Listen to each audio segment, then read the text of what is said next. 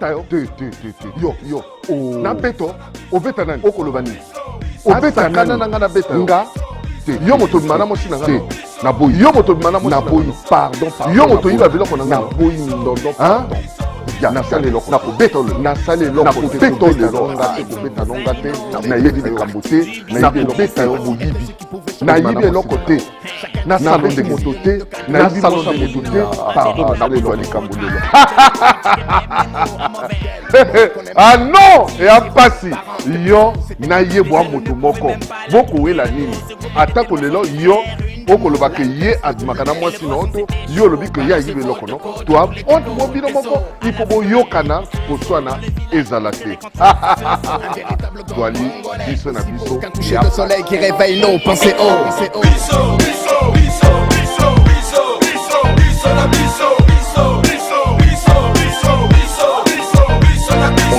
Comme ça n'existerait pas sans Mister Mystique. Faire de lance tacticien pique sur le Balandi ya émission na biso en tout cas Simanzanga et là au okati ya mabota rabino pour na koloba ete ekolo nyonso côté vandi et ana bo bato o balingi mboka et apena ba société o balingi mboka et apena ba société ba yini mboka et apena bato ba yini mboka mais kasi DRTV international ndeko to bensana koloba awa tozali na maluango na simananga boko mona la mer côté obiso totanga na kelasi oko montre la mer atati pour na koloba ete tozali côté moko nyonso na tokopesa makasi na direction générale ya DRTV international olele kambami na Yolène Yoto le Dera Sylvain Balinga Hugues Vogel Laure Belzi ba oyoboe na makasi na bango toye kosala meilleur documentaire ya centenaire ya Pointe-Noire. Nango boyebi que avant que na ba émission na pesaka nyonso na maboka nzambe po ete nzambe akotikala nzambe. Kevin Mbusu robot numérique héritier Eric Gobo Bondon to tika nyonso na maboka nzambe tolanda. Papa, dia tu fais na Pointe-Noire awa qui to connaît lengi. En tout cas, on a chaîne nga préféré na linga na kata ville Pointe-Noire. Ville activé kangama solo na kata ville Pointe-Noire. Émission biso na biso papa. Vrai kitoko. Wana émission na Pointe-Noire et kangama solo. Na sina pesa me conseil na ndako so ata na lali. Soit la musanga pour na émission biso na biso. A to na misala. To zonga ndako rapidement pour na émission biso na biso. Donc vraiment émission biso na linga ngo vraiment casse en tout cas la majorité ba à Pointe-Noire ba lingi yango. En tout cas, tu lingi en vraiment casse. Attends la cuisine, tu kangame, tu kangame, bon va réussir quand tu reçois une mission. Ça m'botte na chef nanga, Lazare Matelama. N'engna pesa pi m'botte na, mota la kisanga musala. Sheila. N'engna pesa pi m'botte na bandi bona mususu. Madame Mwelo, MK, motema papa colonel. Motema papa colonel. C'est clair na chaminade. Na pesi mbote pe na ya Marthe na pesi mbote na madame Mwilo ma confidente ona mutanga pa ina madame Mwilo na bossa nyete. Donc en tout cas baby money pe na pesi mbote bébé l'argent donc baby money wana donc c'est ça.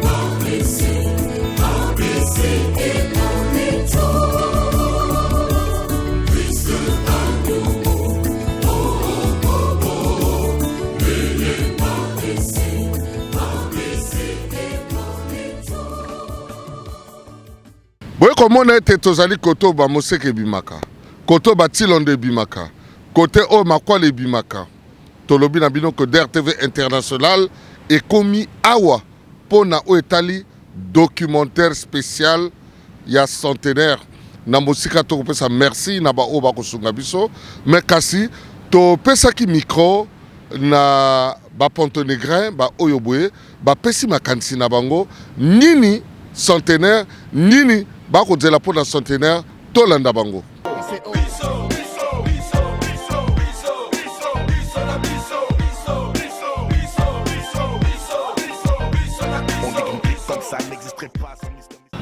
Bon, merci pour la possibilité pour la loba.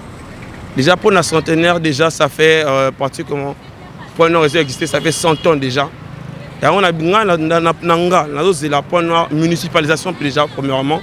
Que non, bah quartier la Bissouana, quartier reculé. Le rôle on a beaucoup qu'on a la paix municipalisé. Parce que déjà en fait 100 ans. Point Noir il y a 6 arrondissements par rapport à Brazzaville.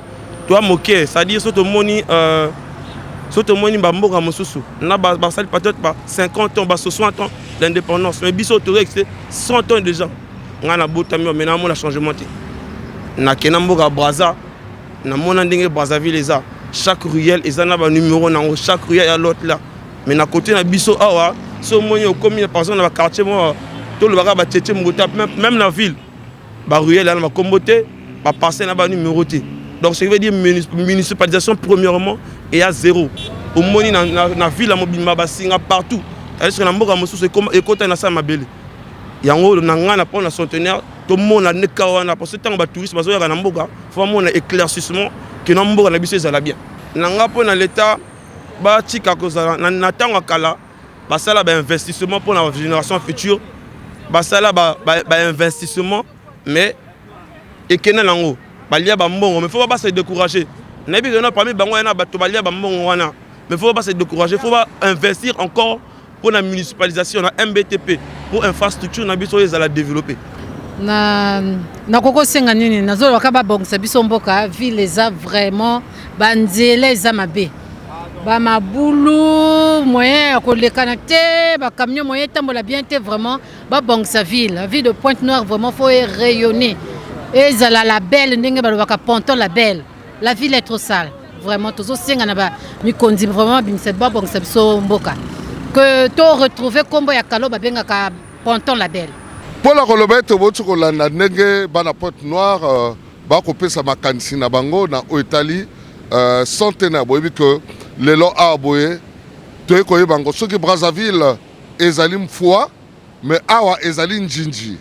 Ezali na musicien moko o yemba po na Pointe-Noire njinji elongo na bino tolanda lo yembo otoko lo banjinji mais eloko ezangi na nga aboye héritier nana ndobote héritier nana filete kasi na sali la pêche hein bo bana dia tukuna balala ba onyo so ba jiji ba onyo so ba na secrétariat kasi bali mais elongo na bino Tolanda, le yembo otolobete, njinji Tolanda.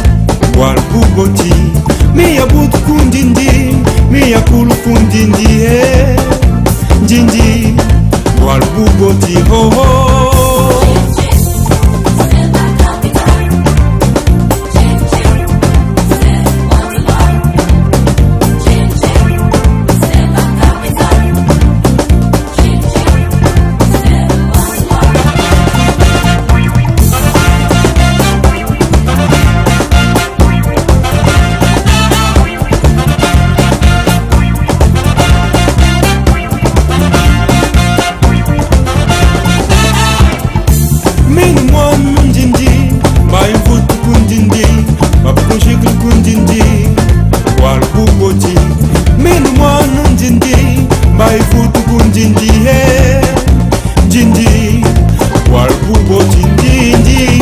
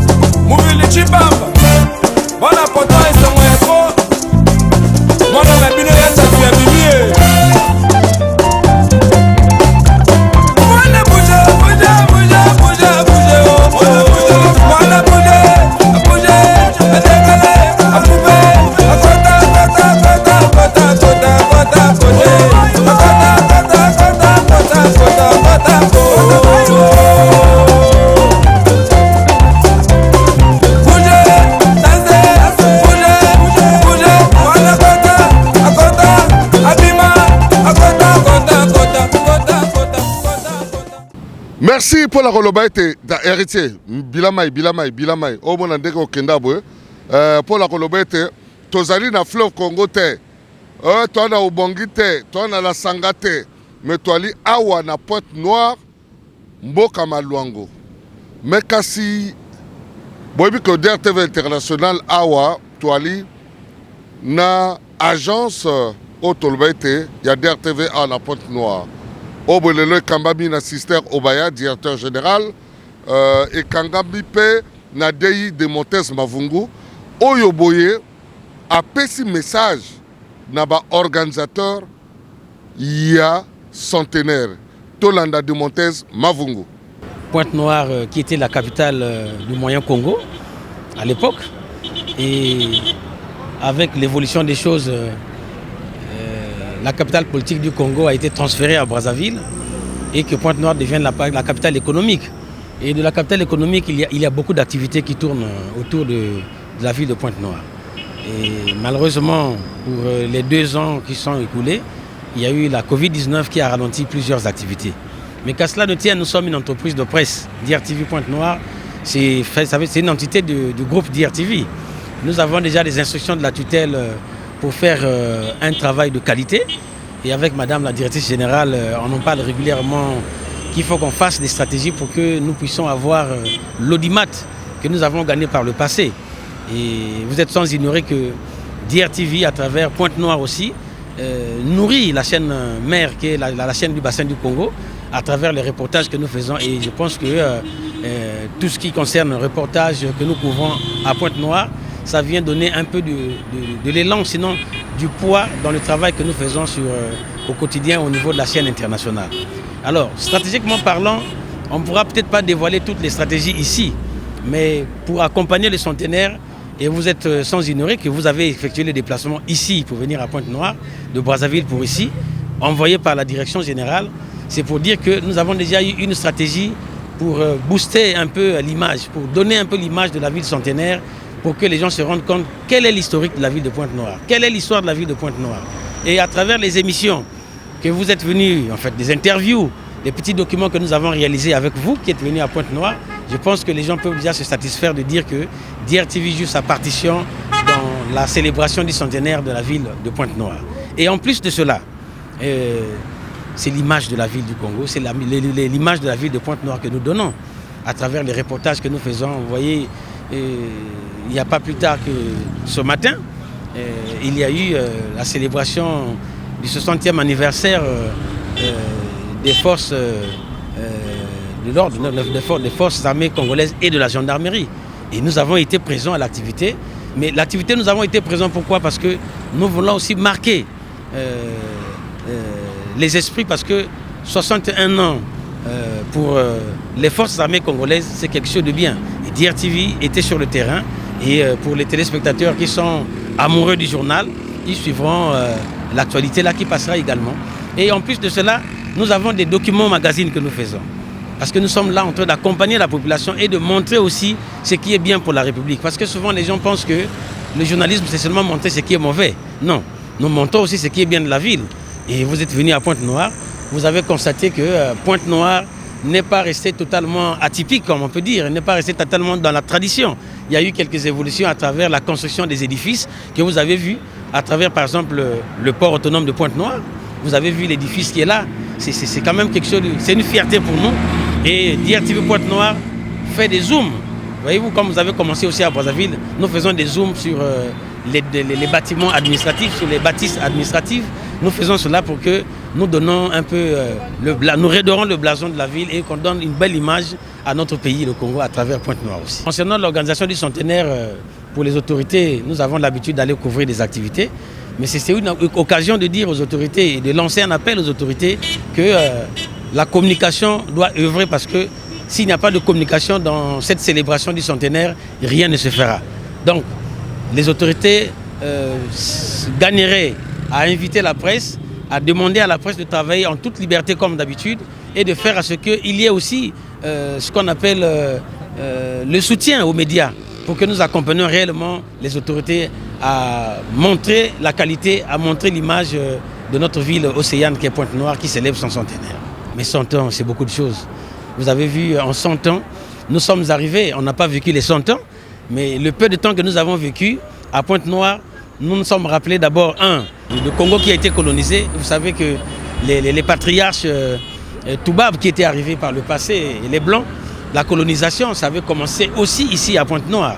Et ce que le colonisateur nous a laissé, mais on ne peut pas retrouver tous les édifices. Vous avez vu la gare centrale de Pointe-Noire.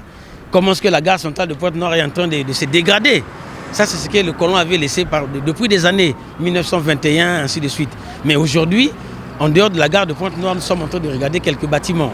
Donc, du 100 ans de Pointe-Noire, on peut dire qu'il y a beaucoup de choses qui doivent se réaliser. Il faut qu'on sente que la ville de Pointe-Noire a célébré son centenaire, mais qu'il y ait aussi, on va dire, une évolution dans la construction, dans l'infrastructure de la ville de Pointe-Noire. Il ne faut pas que ça reste là. Il ne faut pas qu'on retire, on renvoie la ville de Pointe-Noire derrière, mais il faut que la ville de Pointe-Noire puisse aller de l'avant. Donc il y a des opérateurs économiques qui sont là, oui, mais il faut que les opérateurs économiques soient coachés avec des architectes de renom pour qu'il y ait de belles architectures, pour donner une belle image, je disais tout à l'heure, de la ville de Pointe-Noire. Nous avons des bâtisses, parce que vous avez vu les écoles, par exemple, Victor Augagneur. Vous savez, c'est un vieil établissement, c'est scolaire. Victor Augagneur, nos cadres de la République ont fréquenté là-bas. Mais allez voir comment se retrouve aujourd'hui Victor Augagneur. C'est quand même pitoyable, c'est quand même regrettable de voir aussi quand même quelques édifices qui sont en train de se dégrader. Vous avez vu la fois dernière, on en parlait, le carrefour de la République, le rond-point qu'on appelait à l'époque, le carrefour qu'on appelait à l'époque Lumumba. Vous avez vu, à l'époque, ce couloir-là, là où nous sommes ici, là, c'est le boulevard Mouekat Matou. C'est le boulevard Mouekat Matou qui prend son prolongement au boulevard Charles de Gaulle. Mais quand vous faites le point ici, là, le rond-point qu'on appelle le rond-point, le carrefour de la République, débaptisé aujourd'hui de la République, c'était Lumumba par le passé. Il y a 7 chemins. Il y a 7 chemins. Les 7 chemins-là, ça symbolisait les jours de la semaine. Lundi, mardi, mercredi, jeudi, vendredi, samedi et dimanche. Et donc là, c'était comme l'entonnoir. Vous allez voir que le boulevard vient ici. Ça, c'est le pied de l'entonnoir. Et les 7 jours, comme j'ai cité, les 7 avenues là, les 7 chemins, c'était comme la cuve qui recevait. Donc, pour passer du carrefour de la République, ex-Lumumba, il fallait être devant les colons qui étaient là-bas. Donc, on va te dire, avant de passer, il faut que ce soit filtré. Il faut connaître pourquoi tu vas en ville. Il faut avoir un titre qui te permet d'aller en ville. Mais aujourd'hui, on a vu, le blanc a laissé, mais il y a quand même amélioration. Vous avez vu quand même cette avenue qui a été améliorée avec le préfet du département de Pointe-Noire, M. Honoré Paka. Il a fait des efforts de faire à ce que derrière le caméraman, vous allez voir, on est en train de planter les arbres. Donc les arbres sont là, c'est pour faire à ce que nous ayons le bon air, nous ayons le bon vent pour que les gens vivent dans la quiétude, dans la tranquillité, sans qu'il y ait dégradation de l'environnement. Donc c'est une façon aussi pour les autorités de Pointe-Noire de contribuer au bien-être des populations. Système kabo, système moi bourreché, oh voilà, et outil la kacha mai, maluango, maluango. Pour la koloba ete tozali motomoko, mais kasi boyebi que awa na Pointe-Noire DRTV International, to même biloko nyonso ba drone ba caméra biloko nyonso obo tango drone et mati avion moko linga décoller le que non il y a un avion en haut Chanel Kifuni merci non Eni Kenguya merci d'ailleurs Romy Kokilas merci d'ailleurs Gertrude Bonheur merci d'ailleurs Bob Lokoli merci d'ailleurs pour la Kolobete tozali a on a sa porte noire mais kasi botiko yo kadenge deya uti koloba mais kasi toi la sa porte noire toko bina toko sepela to landa su mabina ya porte noire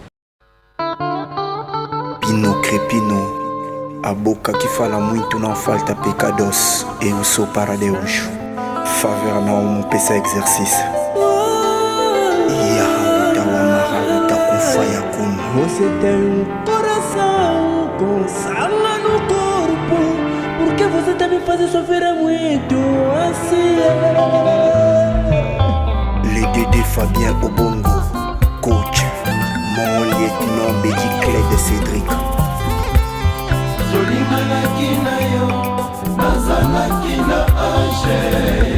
Priva Okula Chongo.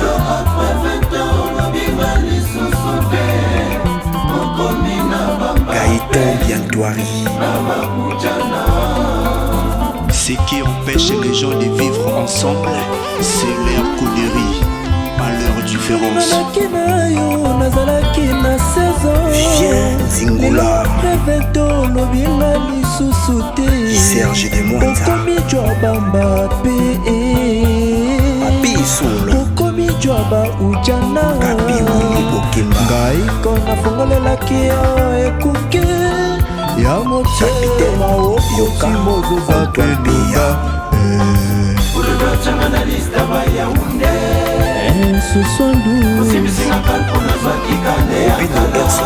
Ne t'en va pas mon cœur, chérie, s'il te plaît. Les enfants et moi avons besoin de toi. Ne t'en va pas, je t'aime. S'il te plaît, reste avec nous. Toi que j'ai apprivoisé pendant que tu n'as fait rien.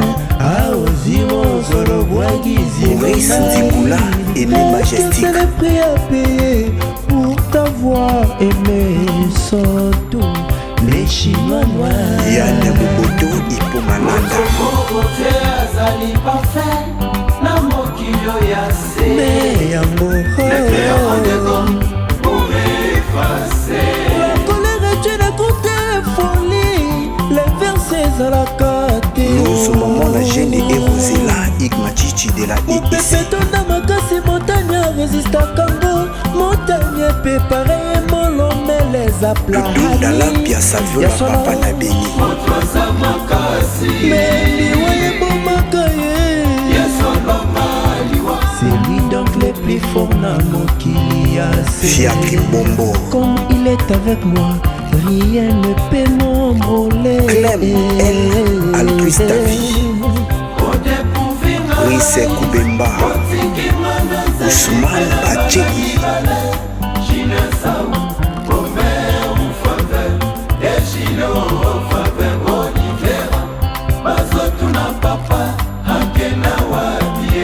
Papa n'a gêné Rosella. Construire sans terminer. C'est détruire. Abidja Polongo PGGM. L'homme Tonyo soit commis kokamwa. Sarah Ombara. Alobi kitoko na jana kalamonyo. Esti Kouman. Nalandaki conseil ya bandeko na ngai ya mibali. Zanga Bazo. Naboyaki na bala mobali nalingaki. Lelo nabali mobali balingaki. Mobali asunalinga nazemi na bala mibale. Nakoloba nini na bato ye. Mobali aboya via Jimmy Carter akomisa vina pedanis na monene debo Pinel Béplisse. Viens nanga Félix Oazé kwa lobaka boyi. Soki ozolinga kokabwana na moto yebisa ye makambo mabe oyo ezosala kebokabwana mpo ete okosunga baoyo bakoya na nsima. Il faut kuzonzaka kwenda tonga bapangi ve. N'est-ce pas l'ingénieur Prince Radar Liswa Nzambe? Surtout les chinois papa ya bameye. Soki oboyinga lobana yeba deja. Soki okiminga lobana yeba. Kifu muke yange bikukima. Na bingina nini kotongaka nga na bacoin ebongi olobela mokolo nzoto ye moko okomisi kombo na una inational na kongo naboyi natalaka bana lokola kila miziji surtout les chinois noirs papa ya bana soki oboyinga lobala yeba deja dialogue eleki nyonso na libala hypocrisie ezala nosife na makwela oyoki moninga na mabepusa na lobela ye oyebi naza diabetika bolingo na etomona sulino ke otikeli ngai baserenga pamba enasala nango nini vraiment mon insuline tu es amoureux de permettre aux cellules du corps de transporter le taux du sucre nécessaire au niveau des différents organes du corps. Est-ce que n'a qu'aucun vivre sans yo vraiment? Est-ce que n'a qu'aucun vendre sans yo? Renaud Djinebe, Likembo, Motema Sarah Djino. Awa, au brisquet, au appliqué, au rétriqué, au rétriqué. Nabso Senayo sont tous les chiens. Les rois My private water is you. Franck Bombara. My angel, my heart is you, baby. Don't you let me, baby. Fabienne Alola. Pourquoi Chalanga, ma Franchel l'état des commandants Cyril. Président Tomdola, Oyabana Bongi. Secrétaire privé générateur de toi déjà. Otikelinga parfum qui se sont les frères. Ticho Ferbal. Partout na cognon les cabas au bois soye. Les CP Benzaba, écoute Trifazé. Tous les Chinois noirs. L'honorable Fred Mamona.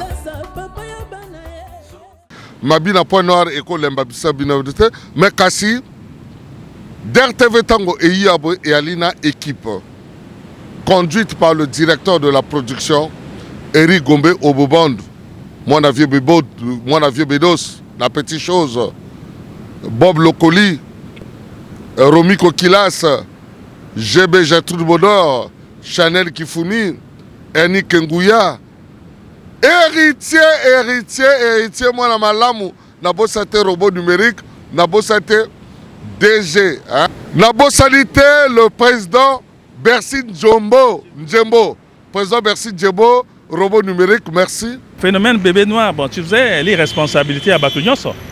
Bébé noir, les lois nga na papa bana, yeku na papa bana, yopa papa bana, mais bana il faut réellement tant que tu bota bana. Il faut toyer moi na nini tobota mais soko batimi susu ba moni que moi na eli soko boto boaki pourtant on a phénomène à bébé noir c'est elle responsabilité collective elle a motomoroté bana nyos ba bébé noir elle est responsable par parents et responsabilité à l'état parce que l'état est là na sur ma coquille mingité parce que tant qu'elle a qui na l'état elle a qui état providence mais là état providence est koufi. Donc, moto à prendre conscience. Moto tanga bota mwana aye bandenge nini ye ako éduquer mwana na ye. Mais mwana ba bota ba bois ki lokole boilete. Na kada zamba bon ngana oboti mwana lelo poko no yo boti mwana lelo oli bon. Yo ngana sa boti alors kende moko o bon ça comme non, mwana il faut vraiment pas prendre soin. Et phénomène à bébé noir c'est un problème national.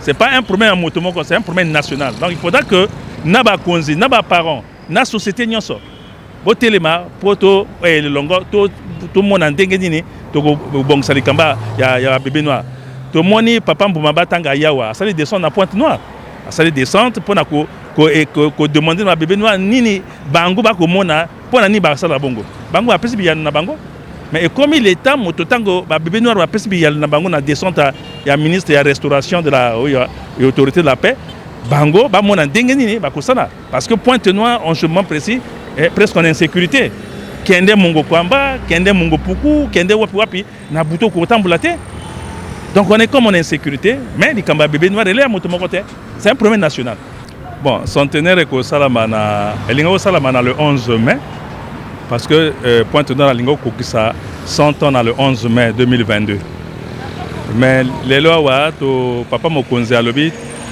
tout célébrer Ango à partir du mois de septembre.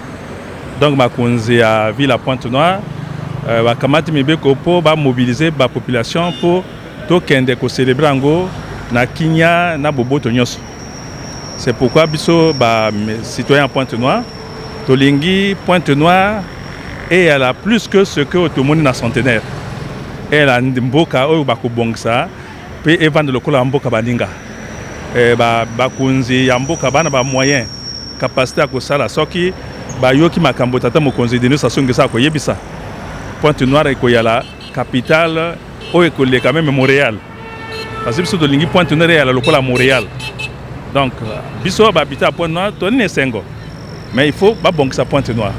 Batika kaka autorité à Pointe-Noire bango moko ba bongsa Pointe-Noire te.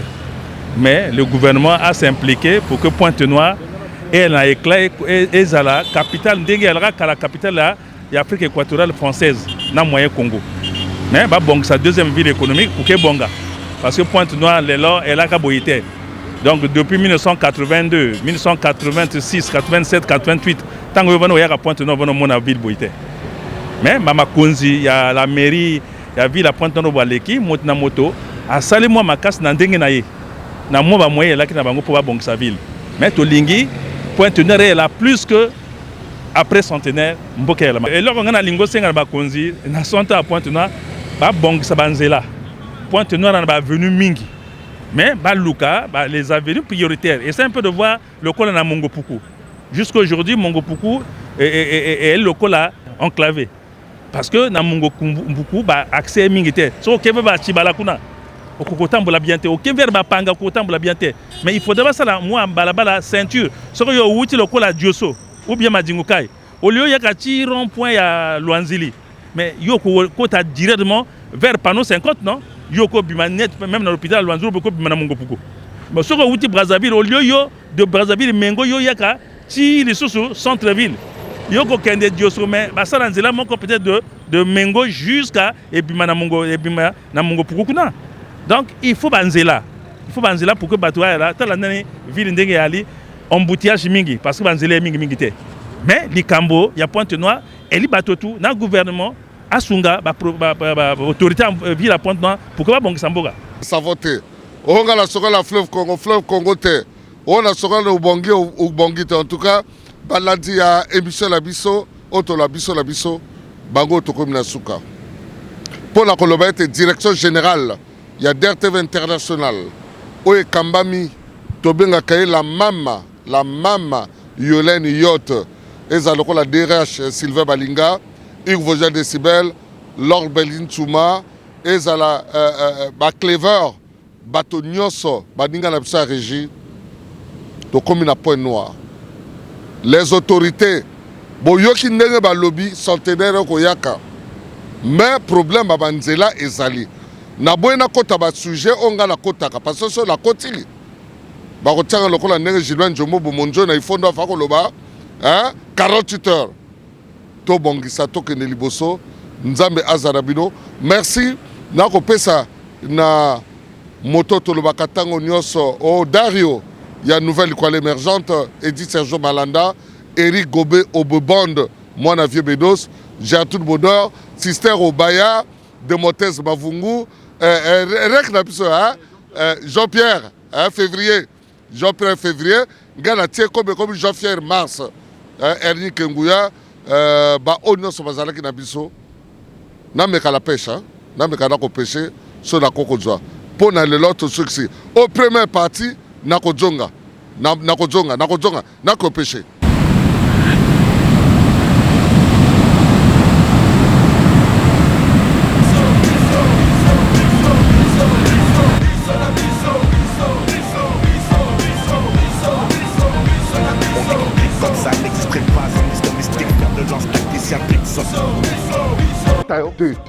Yo na beto obeta nani okolobani obeta kana nanga na beta nga yo moto mana mosi nanga na boyi yo moto mana mosi na boyi pardon yo moto yiba biloko nanga na boyi ndondo pardon ya na sale loko na kobeta le na sale loko na kobeta le longa te kobeta longa te na yebi de kambote na kobeta yo boyibi na yibi loko te na salon de moto te na salon de moto te pardon na le loko kambolelo.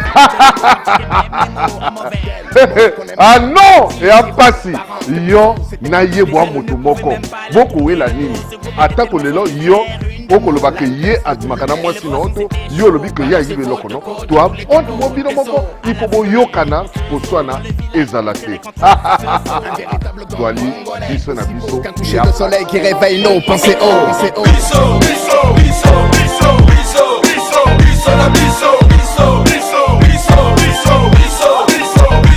On dit comme ça n'existerait pas, c'est Mr Mystique, faire de lance tacticien, pique sur le